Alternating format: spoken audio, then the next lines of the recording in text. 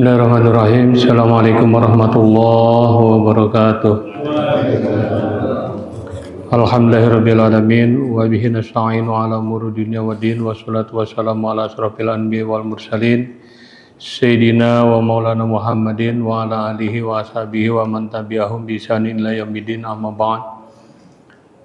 Rabbi shrah li sadri wa yassir li amri wahlul 'uqdatam min lisani yafqahu qawli. Bismillahirrahmanirrahim. Allahumma alimna ma yanfa'una wanfa'na bima 'allamtana wa zidna ilman walhamdulillahi ala kulli halin. Allah.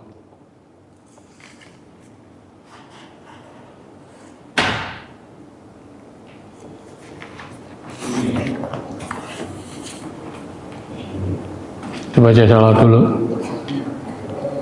Bismillahirrahmanirrahim. Ya Rabbi bil Mustafa baligh maqasidana waghfir lana ma madha ya wasi'al karami. Ya Rabbi bil Mustafa baligh maqasidana waghfir lana ma madha ya wasi'al karami. Muhammadun sayyidul kaunaini wasaqalain wal fariqaini min urbin wa min ajami. Ya Rabbi bil Mustafa baligh maqasidana waghfir lana ma madha ya wasi'al karami.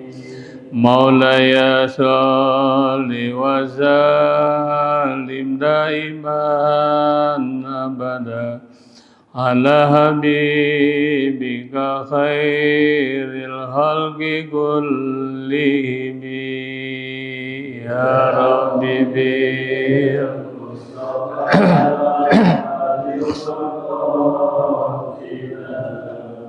waghfir lana ma madha ya wasi'al karami. Huwal habibul ladzi turja syafa'atuhu likulli haulin minal ahwali muqtahami. Ya Rabbi bil baligh maqasidana waghfir lana ma madha ya wasi'al karami. Allahumma salli wa sallim wa barik alaihi. Bismillahirrahmanirrahim. An Ibni Abbas radhiyallahu anhuma, dari Ibnu Abbas. Jadi kalau ada hadis Ibnu Abbas, Ibnu Umar, ya misalnya Ibnu apa lagi itu artinya Abdullah bin Abbas. An Ibni Abbas dari Abdullah bin Abbas, An Ibni Umar dari Abdullah bin Umar.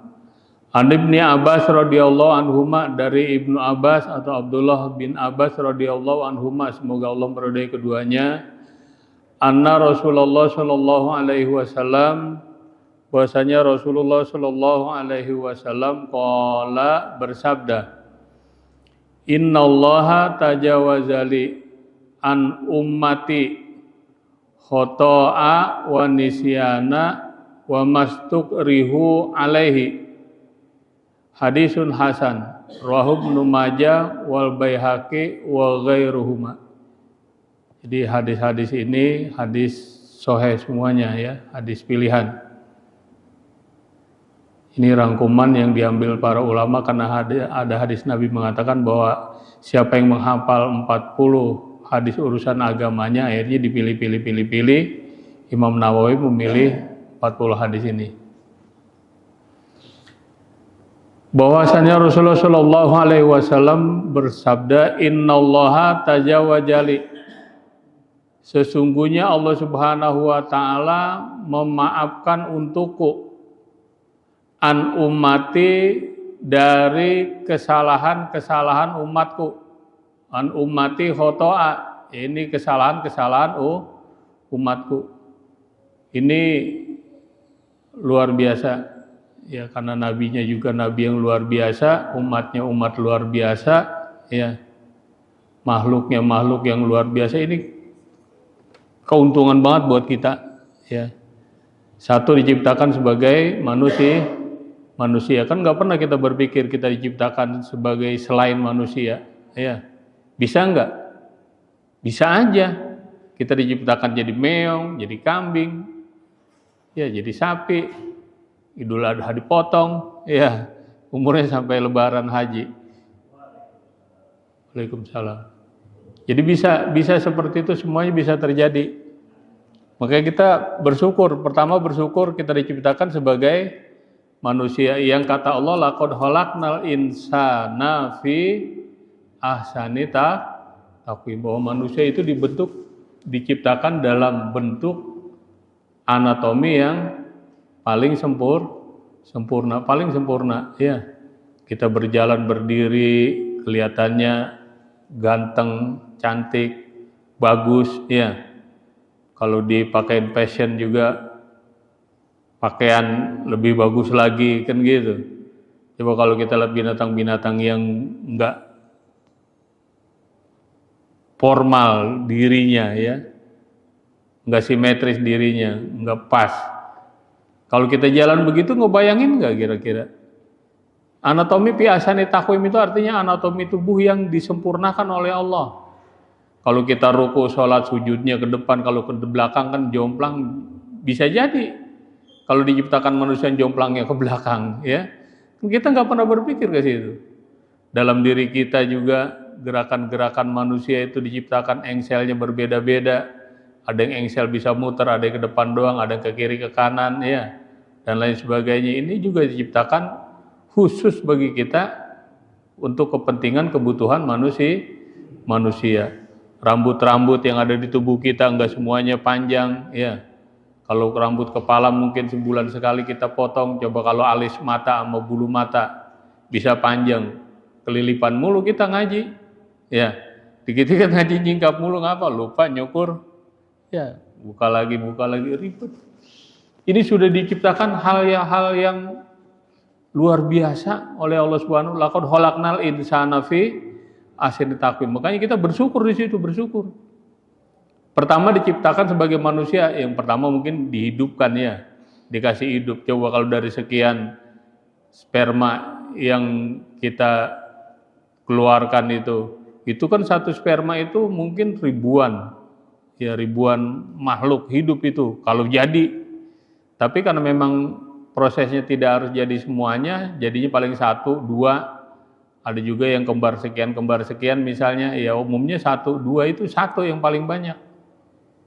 Kita ini sudah jadi pemenang di situ sebetulnya, dari sekian ribu makhluk calon manusia, kita yang hidup, padahal banyak sekali itu. Dari satu sperma itu makhluk hidupnya banyak sekali, hanya kita yang dijadikan oleh Allah, dihidupin, dipilih. Nah, ini si fulan, jadiin dia. Nah, bersyukur kita diciptakan hidup. Kedua, sebagai manusia, diciptakan sebagai manusia yang anatomi tubuhnya yang paling sempurna oleh Allah Subhanahu wa taala. Ketiga, sebagai umat Nabi Muhammad. Kuntum khaira ummah. Nah, ini masjid kita ya. Kuntum khaira ummah. Kamu itu sebalik-balik umat, sebaik-baik umat. Makanya di sini kalau umat-umat yang sebelumnya ini diazab menyeluruh karena memang mereka durhakanya membangkangnya secara menyeluruh. Kalau kita kan per orang aja, ya. Sebagian kecil aja, hanya daerah sini yang bangkang, daerah situ aja. Tidak semua umat. Karena Nabi umatnya rahmatan lil alamin. Kalau seandainya diajab, habis semuanya manusia. Rahmatan lil alamin, ya. orang-orang yang pada tidak melaksanakan syariat agama, tidak melaksanakan perintah Allah dan Rasulnya, diazab habis. Kalau umat sebelumnya kan lokal sifatnya, ya. Kaum Madian hanya untuk kaum Madian, kaum Ad hanya untuk kaum Ad, ya. Nabi Nuh hanya untuk kaum Rasib, umat Nabi Nuh gitu. Jadi hanya kelompok-kelompok. Tapi pembangkangan mereka ini kebangetan, ya. Ya seperti kaum Ad, pembangkangan Nabi Hud alaihissalam. Ini kan manusia raksasa. Banyak mereka yang nantang, Hud, kapan ini katanya ajab mau turun? Ayolah katanya. Nantangin karena merasa gede, kuat, ya. Jadi banyak yang seperti itu. Jadi manusia-manusia umat-umat sebelumnya itu diazab karena memang pembangkangannya secara massal, secara menyeluruh. Ya, kaum Sodom, umat Nabi Lut alaihissalam, pembangkangannya menyeluruh, bahkan istrinya juga pembangkang. Umat Nabi Nuh alaihissalam banjir bandang, pembangkangannya menyeluruh. Ya, bahkan anak istrinya, istri kedua dari Nabi Nuh alaihissalam itu kan siapa namanya, Kan'an dan saudaranya. Kalau yang satu lagi Ham, Sam, Yapis ini yang masuk ke dalam perahu bahtera yang selamat sama ibunya. Yang ibu yang kedua, nah, hati-hati istri kedua. Membangkang dia, nyari enaknya doang. Ya, makanya jangan sampai dua, atu aja dah. Ya, dia membangkang tuh, istri yang kedua tuh. Akhirnya diajab dengan banjir bandang, diajak naik perahu, Kan'an dan saudaranya sama ibunya kagak mau, maunya naik ke bukit. Ya, enggak, aku naik ke bukit aja. Akhirnya banjir melewati bukit. Habis semuanya. Jadi umat-umat sebelumnya itu betul-betul dibinasakan oleh Allah Subhanahu wa taala. Ya Firaun, ya zaman Nabi Musa dibinasakan semuanya. Ya, Abraha, Ababil dengan burung ababil dibinasakan semuanya pasukannya. Jadi ini hal-hal yang luar biasa yang pernah terjadi, umat-umat yang dibinasakan oleh Allah, ya. Yang dengan air Bani Rasib, ini zaman Nabi Nuh alaihissalam di Mesopotamia, Irak sekarang, ya. Ini dengan banjir bandang. Kaum Ad, umat Nabi Hud alaihissalam, ini dilanda dengan angin panas. Jadi awalnya dikasih kekeringan dulu, kering, kelaparan, ya. Binatang, pohon semuanya pada mati, akhirnya kelaparan dikasih angin panas. Kalau kita angin bahorok apa ya? Angin bahorok mah nggak seberapa ya, nggak terlalu mematikan. Ini angin panas yang kayak wedus gembel gitu. Jadi udaranya panas, saking panasnya sampai kering orang mati. Ya. Itu di Yaman, umatnya kaum Nabi Hud, kaum Ad. Nabi Lut, ini umat Sodom, kaum Sodom namanya, kaum Sodom karena inilah awal kata dari sodomi, ya. Karena dia melakukan sodomi, umatnya semuanya. Sampai ada tamu 2 orang malaikat datang ke rumahnya, istrinya mengkhianati itu. Nyampein ke orang-orang kampung, woi ngapa? No, ada perjaka ganteng di rumah gitu. Yang benar, iya gitu. Akhirnya digerebek rame-rame di situ. Tapi Nabi Lut ini sudah dikeluarkan terlebih dahulu bersama kaumnya yang beriman. Ini di Yordania, di Laut Mati, umat Sodom Nabi Lut alaihissalam. Umat kaum Samud, Nabi Soleh di Madain Saleh. Ini Madain Saleh termasuk kota yang dikutuk atau daerah yang dikutuk. Ya, di Mekah sana ada, kalau kita lewat itu, kalau kita ziarah itu, Madain Saleh ini tempat yang tidak boleh. Tapi sekarang luar biasanya apa? Dibikin tempat hiburan di situ. Luar biasa. Kalau tempat hiburan mungkin cocok. Karena terkutuk. Lewat aja di situ, lewat sama Nabi suruh buang ludah itu. Istighfar kita suruh buang ludah lewat itu. Jangan mampir, jangan berhenti di Madain Saleh itu lewat. Kenapa? Ini tanah terkutuk. Ya, tanah terkutuk. Ini umat Nabi Soleh, jadi nggak percaya sama Nabi, ya. Jadi minta bukti, yang benar. Jangan bohong doang, sekarang bisa nggak keluarin onta dari dalam gunung. keluarin onta dari dalam gunung. Jadi gunung batu tinggi begitu, ya kayak tembok begitu, suruh keluarin onta dari dalam situ kan. Kalau kayak kita mengadi-ngadi itu, ya urusan yang kagak-kagak. Minta keluarin onta yang sedang hamil dari dalam batu, celah-celah batu. Akhirnya Nabi siapa itu Soleh berdoa kepada Allah, ya Allah minta doa ini kenapa umat begini supaya dia percaya. Dikeluarin onta dan orang menyaksikan. Saat Nabi Soleh berdoa, onta keluar tuh dari celah-celah batu keluar. Onta yang sedang hamil 10 bulan.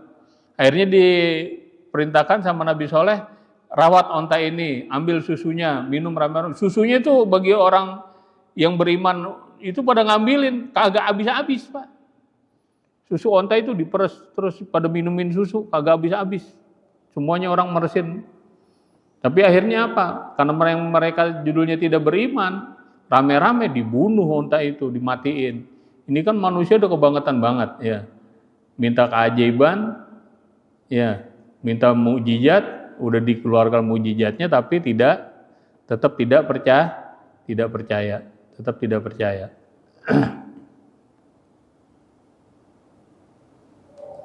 Kemudian Nabi Syuaib kaum Madian, ya di kota Aikah Arab. Ini dengan hawa panas. Ini ada kisah juga bahwa tongkat Nabi Musa itu warisan dari Nabi Syuaib. Tapi ini masih diihtilafkan, masih diperdebatkan apa benar itu apa enggak gitu. Karena Nabi Syuaib juga dulu pakai tongkat. Ya yang ketika dia mau naik gunung nih kehebatannya itu ya mujizatnya. Dia jalan mau melewati nyeberangi gunung gitu. Dengan tongkat itu dia jalan, itu gunung itu jadi kecil. Jadi ya kayak kita gundukan tanah aja ngelewatinnya gitu.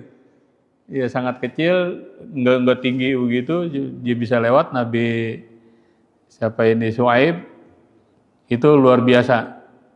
Akhirnya katanya tongkat yang dipakai Nabi Musa, ada yang berpendapat bahwa itu tongkat dari Nabi Syuaib, warisan Nabi Syuaib. Tapi Nabi Musa pun nggak tahu, yang namanya Nabi itu semuanya nggak tahu bahwa ini akan punya khasiat ini itu nggak tahu. Mujizat tidak bisa dikasih tahu sebelumnya, nggak ada. Misalnya dikasih tahu ini tongkat buat ini buat ini nggak ada, nggak dikasih tahu, semuanya nggak ada yang tahu. Jadi tahu itu setelah ada permasalahan, kemudian Allah memerintahkan lempar tongkat, jadi ular.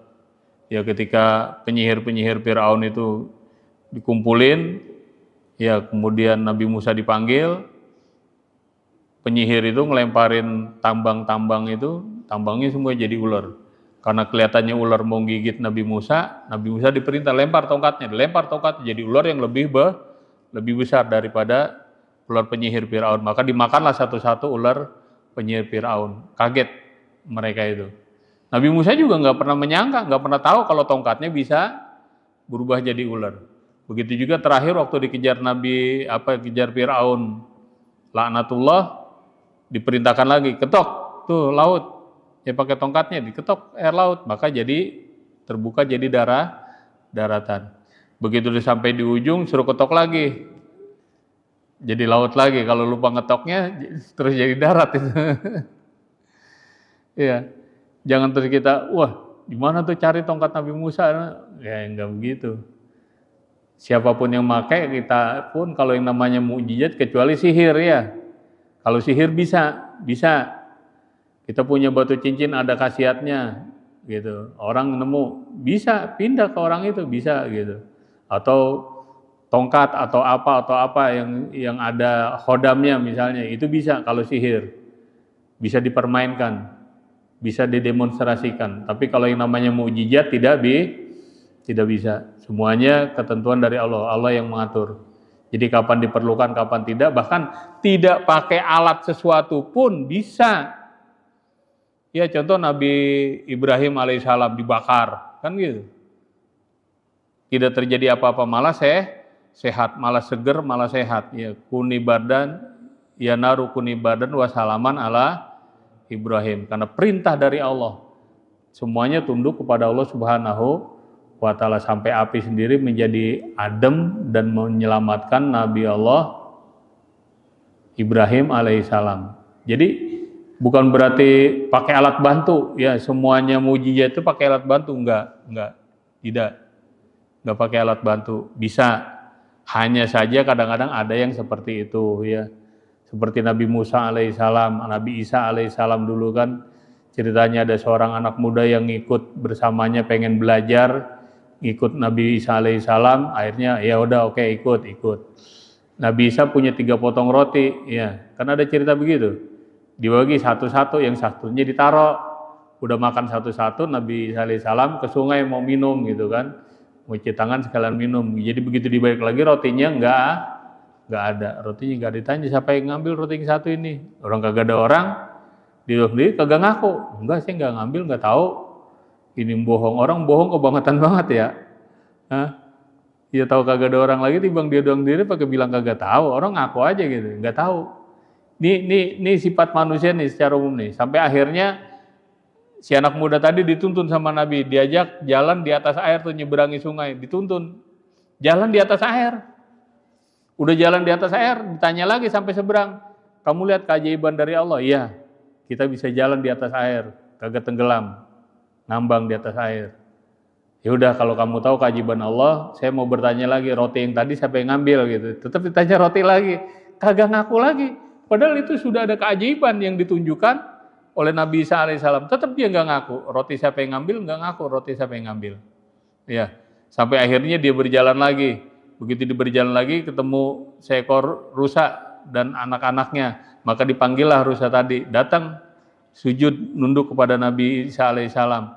Kemudian dipotong daging pahanya sedikit, dibakar, dibikin sate. Setelah itu diperintahkan rusa tadi, udah sana jalan lagi. Hidup lagi tuh rusa, tanpa ada rasa sakit sedikit pun. Ya, dan ini banyak kejadian sampai di dunia. Ada dulu di zaman Nabi Musa alaihissalam, waktu ketemu Nabi Khidir dengan membawa ikan, itu namanya ikan sebelah. Kalau bahasa kitanya, kalau bahasa ininya apa tuh nama ikannya tuh? Fish apa gitu. Pokoknya ikan sebelah. Jadi ikannya itu sebelah pernah dimakan sama Nabi Musa alaihissalam. Sampai sekarang ikan itu masih ada. Jadi sebelah nggak ada dagingnya, tulang sebelahnya ada dagingnya. Itu ikan tuh masih ada di laut ikan itu. Apa namanya itu? Coba nanti cari di YouTube. Ikan sebelah zaman Nabi Musa alaihissalam. Yang waktu ketemu Nabi Khidir kan, tanda mau ketemu Nabi Khidir suruh bawa ikan. Ntar ketika ikan lompat, disitulah dia ketemu Nabi Khidir. Gitu. Jadi dia bawa ikan, Nabi Musa di jalan dia lapar, dia makan separoh dagingnya gitu. Terus akhirnya sampai di perbatasan yang ditentukan ikan itu lompat. Nah, berarti di sini ketemu Nabi Khidir alaihissalam. Jadi tanda ketemu Nabi Khidir itu pakai ikan waktu. Ikan itu masih ada, masih hidup, dan memang sampai sekarang ya sebelah. Banyak ikan itu berkembang, cuma sebelah dagingnya cuma ada sebelah, yang sebelah tulang. Kagak ada dagingnya, hidup itu. Dan kalau di Semarang itu, Semarang ada namanya Taman Lele, ya. Karena saya pernah tinggal di daerah situ dulu, Semarang, ada namanya Taman Lele, itu begitu juga katanya. Dulu ada wali lewat situ, ada empang, dia ada lele, diambil lele, dimakan tuh. Dimakan dagingnya kiri kanan malah. Kiri kanan dimakan, habis dimakan ditaruh lagi di air, hidup tuh ikan. Sampai sekarang katanya ada. Katanya, dan cerita itu sudah masyhur. Jadi kalau yang namanya cerita kan gini, dulu ada suatu kejadian, ya, kemudian diceritakan, akhirnya cerita rame, cerita ini berkembang menjadi legenda, kisahnya menjadi melegenda, ya sampai melegenda. Karena sudah tidak ada saksi-saksinya, akhirnya jadi mitos, gitu. Jadi bilang itu mitos. Tapi kalau yang namanya carita itu, kalau orang Sunda bilang kalau dicari nyata. Kalau dicari nyata itu carita, makanya bilang caritanya begini, cari nyata. Jadi dulu sejarahnya begitu, ada satu kejadian rame diceritakan orang, dikisahkan begini karena masih ada saksi, masih ada yang membuktikan. Kemudian akhirnya melegenda, jadilah legenda ini, legendanya Blorong Kidul, dan itu melegenda. karena saksi sudah tidak ada sama sekali, jadi mitos. Saya bilang itu mau mitos gitu. Tapi jangan kita percaya 100%, jangan juga mengingkari 100%. Jadi itu mungkin saja. Jadi kejadian-kejadian seperti itu, ya. Sampai rusa itu hidup kembali. Ditanya sama Nabi SAW, kamu lihat keajaiban Allah? Iya, apa? Rusa kita makan dagingnya separuh hidup lagi. Terus akhirnya ditanya lagi, ngomong-ngomong roti yang tadi satu siapa yang makan ya? Jadi balik ke roti lagi. Sudah 2 keajaiban yang ditunjukkan tetap nggak ngaku. Begitu yang ketiga, Nabi Musa lewat padang pasir, ya. Kemudian dikumpulkan tuh pasir, dibikin gunung-gunung pasir, dibikin 3 gunung. Setelah bikin 3 gunung, Nabi Isa alaihissalam berdoa sama Allah. Akhirnya pasir yang di gunung-gunungin itu jadi emas, berubah jadi emas. Jadi emas semuanya, pasir emas. Kemudian kata Nabi Isa alaihissalam, dikasih, ini kamu satu, segunung itu, segunung-gunungan gitu ya. Terus Nabi Isa satu, yang anak muda tanya, yang satu lagi buat siapa itu? Yang segunung, kita cuma berdua, yang satu lagi buat orang yang ngambil roti. Gitu. Baru dia ngaku di situ. Kenapa dapat segunung pasir emas? Saya Nabi yang ngambil sebetulnya. Kenapa kamu nggak ngaku? Ya takut aja. Ya nggak enak aja ngaku. Ini kan ada hadiahnya, ngaku ada hadiahnya. Jadi kalau ada orang kagak ngaku, kasih yang lebih besar dari yang diambil itu. Insya Allah ngaku. Itu teorinya. Ya. Jadi ada orang ngambil handphone, ya. Misalnya kita udah positif banget dia yang ngambil, tapi nggak ngaku gitu. Kasih handphone yang baru. Dengan janji-janji misalnya, kamu kan begini, ya kalau kamu ambil itu handphone bekas, itu masalahnya ada nomor-nomor saya, nomor-nomor penting, WA penting. Udah kalau memang kamu ngaku nih ambil yang ini, lah dipulangin itu. Jadi kalau ada yang lebih besar hadiahnya dari yang diambil, pasti dikembali roti. Udah dengan keajaiban-keajaiban dia nggak ngaku, tapi begitu dengan hadiah yang lebih besar dari yang diambil, kenapa? Satu bukit, satu gunung pasir emas.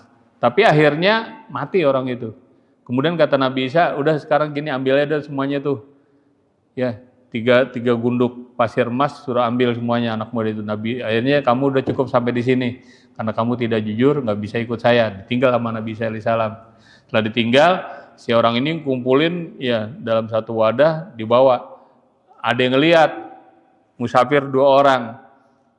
Ya, karena dia takut mau dirampok, mau dibunuh, akhirnya dia udah damai. Kenapa? Daripada kita main bunuh-bunuhan, mungkin situ juga ada yang kebunuh sama saya juga dibunuh, jadi bagaimana kita bagi 3 aja. Oke, setuju bagi 3 tuh pasir emas tadi. Supaya selamat maksudnya, setelah dibagi 3, kemudian mereka berjalan lagi, merasa kelaparan, mau ke warung rame-rame, takut ketahuan orang. Ini pasir emas jadi rame, tapi keroyok sama orang kampung. Jadi diutuslah 1 orang ke kampung beli makanan, yang 2 nungguin. Akhirnya apa? Yang 1 ini merasa berpikir dia itu kalau harta pasti begitu, nggak normal pikiran manusia. Dia berpikir apa kata dia?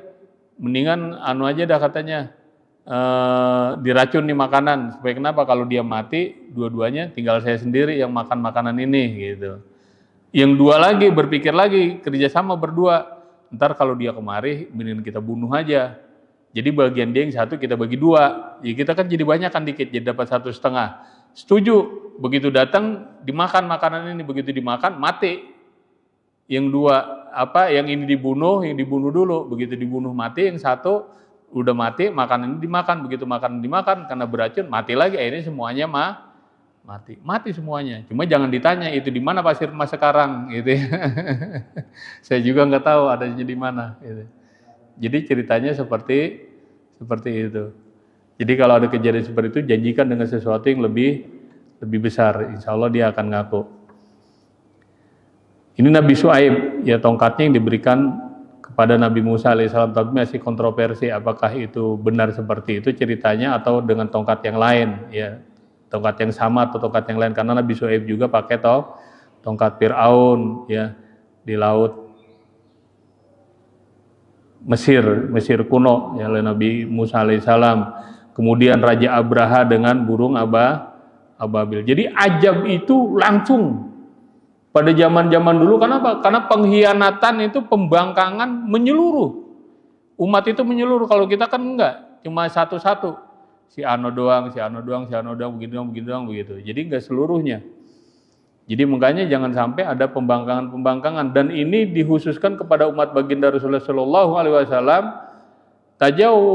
Tajawwazali an ummati khoto'a, Allah mengampuni dari umatku daripada kelalaiannya, kesalahannya, wanisyan dan lupanya, wa mastukrihu alaihi, dan apa yang kita merasa terpaksa, ya karena keterpaksaan. Jadi mau ditembak, ngaku enggak? Ya mending kita ngaku daripada ditembak, misalnya gitu ya. Atau apapun ya, karena keterpaksaan, itu dosa-dosa yang diampuni oleh Allah Subhanahu wa ta'ala. Dan kita, pembangkangan kita juga, kenapa ajabnya itu ditunda? Karena pembangkangannya tidak menyeluruh satu umat semuanya, tidak. Tapi hanya segelintir-segelintir manusia-manusia yang memang imannya kurang, yang memang enggak yakin kepada Allah, inilah yang pembangkangan terjadi. Hadis Hasan, hadis ini hadis Hasan, rawahu Ibnu Majah, diriwayatkan oleh Ibnu Majah, wa Baihaqi, dan Imam Baihaqi, wa ghairuhuma, dan yang lainnya. Jadi hadis-hadis dari hadis arba'in ini kebanyakan sanadnya ini sudah diringkas. Jadi tidak ditulis semuanya sampai sanadnya ke Nabi, enggak. Ya sudah diringkas supaya lebih memudahkan kita dalam membaca dan memahaminya. Ini keuntungan dari kita. Jadi menjadi umat-umat yang sebaik-baik umat, kuntum khairu umat, yang umat Nabi Muhammad ini umurnya pendek-pendek tapi masuk surganya duluan. Kan enggak logis sebetulnya. Ya, umurnya pendek, ibadahnya kagak kuat, ya tarawih mau ngaso mulu, puasa mau rebah mulu misalnya ya. Tapi masuk surganya duluan. Sedangkan umat Nabi Adam umurnya ribuan tahun, kan otomatis dia ibadahnya ribuan tahun juga. Ya. Dan dia kuat-kuat, gede, raksasa-raksasa itu. Tapi kenapa masuk surganya duluan? Inilah kehebatan umat Nabi Muhammad. Kenapa? Karena amal ibadah kita dilipat gandakan pahalanya dengan adanya bulan Ramadan. Dan bulan Ramadan hanya diberikan kepada kita umat Nabi Muhammad. Dilipat gandakan pahala di bulan Ramadan itu. Makanya sayang kalau Ramadan kagak panen pahala. Apalagi di penghujung Ramadan ada yang namanya malam Lailatul Qadar. Itu harus kita dapat. Jadi nggak usah pakai merasakan, nggak usah pakai cari-cari. Yang penting 10 hari terakhir usahakan itu bangun di malam harinya. Jadi bangun lebih awal, artinya biasanya jam 3 atau setengah 4, mungkin jam 2 kita udah bangun. Kalau bisa, Nabi biasanya menghidupkan malam-malam 10 terakhir itu untuk banyak beribadah, apa baca Quran, apa dan sebagainya, ya, atau tahajud, qiyamul lail dan lain sebagainya. Pokoknya ibadah, karena ibadah pada malam itu khairum min alfi syahrin, lebih baik daripada 83 tahun. Umur kita belum tentu nyampe 83 tahun, ya 1000 bulan, ya belum tentu nyampe. Tapi kalau tiap tahun kita dapat, coba aja dikalikan umur kita. Belum lagi pelipat gandakan pahala. Inilah yang menyebabkan kita diperbolehkan masuk surga lebih dulu. Ini haramtul jannah ala sairil umam hatta tadhul ummatuka ya Muhammad. Aku haramkan seluruh surga sebelum umat Nabi Muhammad masuk surga lebih dulu. Kan luar biasa. Makanya kata Allah, kuntum khairu ummah. Kamu adalah sebaik-baik umat. Dan juga kita dapat nabi yang mulia, nabi akhir zaman, nabi penutup dari segala nabi. Kemuliaan-kemuliaan inilah yang kita dapat. Harusnya bersyukurnya kita lebih banyak daripada umat-umat sebelumnya, lebih banyak. Kenapa? Mendapatkan keistimewaan fasilitas dari Allah Subhanahu wa ta'ala, ya. Bersyukur kepada Allah Subhanahu wa ta'ala. Jadi banyak-banyak mensyukuri nikmat yang sudah Allah berikan. Insyaallah kita lanjutkan bulan depan hadis yang berikutnya. Kurang lebihnya mohon maaf. Billahi taufiq wal hidayah. Wassalamualaikum warahmatullahi wabarakatuh.